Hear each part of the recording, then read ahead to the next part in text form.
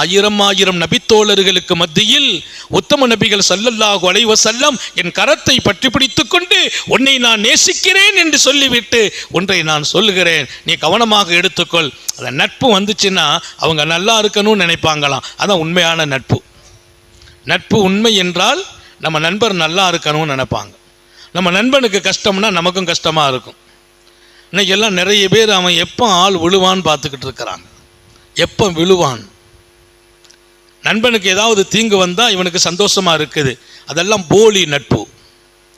நட்பு வந்தவுடன் சொல்கிறார்கள், நான் உன்னை நேசிக்கிறேன் முஆத், ஒன்றை மாத்திரம் சொல்கிறேன் எடுத்துக்கொள், தொழுகைக்கு பின்னால நான் சொல்ற ஒரு 4 வார்த்தை உச்சரித்து விடு என்றார்கள்.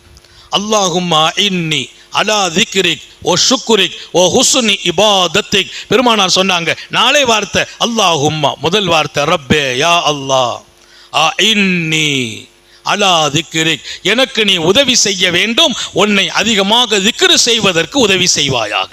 என் உடலிலே, உள்ளத்திலே, நாவிலே, உணர்விலே உன் திக்ரு இருக்க உதவி செய்.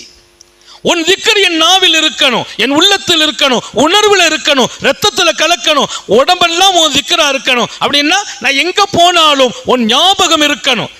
திக்ருங்கிறது அல்லாஹ்னு சொல்றது மாத்திரம் அல்ல, அல்லாஹ்னு சொல்றதும் திக்ர், அவன் நினைவில் இருப்பதும் திக்ர்.